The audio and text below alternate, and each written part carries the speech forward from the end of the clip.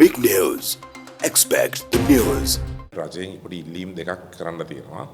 එකක් මේ ආපදා තත්ත්වය යටතේ මිනිසුන්ගේ මිලදී ගැනීම හැකියාව ඒ වගේම අපිට දීපු ඕඩර්ස් ගොඩක් ඕඩර්ස් මිනිසුන්ට ගන්න බැරි තැනකට අවිල්ලා තියෙනවා. ඒකට ප්‍රධාන හේතුව මේ වුණ ආපදා තත්ත්වයත් එක්ක ගොඩාක් මිනිසුන්ගේ බිස්නස් තමන්ගේ ආර්ථික මට්ටම් කඩා වැටලා තියෙනවා. ඉතින් අපිට ඕඩර්ස් දීලා ගෙනාපු වාහන ඒ මිනිසුන්ට මිලදී ගන්න බැරි තැනකට අවිල්ලා තියෙනවා. ඉතින් මේ 103ක පැනල්ටියක් ගහනවා. ඔබ සියලු දෙනා දන්නවා මාස 3 පැන්නට පස්සේ ලංකාවට ඉම්පෝට් වෙන හැම වාහනයකම. අපි ඉල්ලීමක් කරන්න කැමති රජයෙන් මේ ආපදා තත්ත්වය යටතේ මේ 103 අපිට පුළුවන් අයින් කරලා දෙන්න. මොකද දැන් ඕඩර්ස් වලට ගෙනාපු වාහන ඒ ගෙනාපු මිනිස්සුන්ට දැන් මිලදී ගන්න බැරි තැනකට අවිල්ලා. ඉතින් මේ වාහන අපි ෂෝරූම් එකේ තියලා විකුණන්න වෙනවා. ඒ වගේම දැන් මේ ක්ලියරින් ප්‍රොසෙස් එකයි හැම තියම පරක්කුත් එක්ක සාමාන්‍යයෙන් සුමාන 2-3ක් කස්ටම් එකේ ඒ ක්ලියරින් ප්‍රොසෙස් එකේ තියෙනවා. ඒතර මේ අපේ වාහනේ විකුණන්න සාමාන්‍යයෙන් මාස 2ක වගේ කාලයක් තියෙනවා. අනිවාර්යයෙන් මේ මාස 2ක් ඇතුළත අපිට විකුණ ගන්න බැරි වෙනවා. මොකද රටේ ආර්ථිකය වැටලා තියෙනවා. ඉතින් මිනිස්සුන්ගේ මිලදී ගැනීමේ හැකියාව අඩු වෙලා තියෙනවා. ඒකම පොලි අනුපාත ටිකක් ආය නැවත ඉහළ ගිහිලා තියෙනවා. සාමාන්‍යයෙන් දැන් ෆයිනෑන්ස් කම්පැනි එක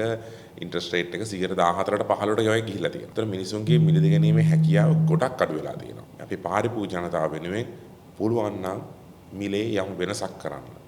අඩුම තරමේ මේ පොඩි වාහන.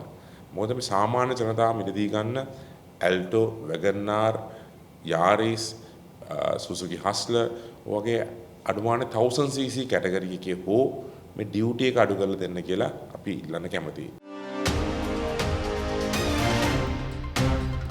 Big news. Expect the news.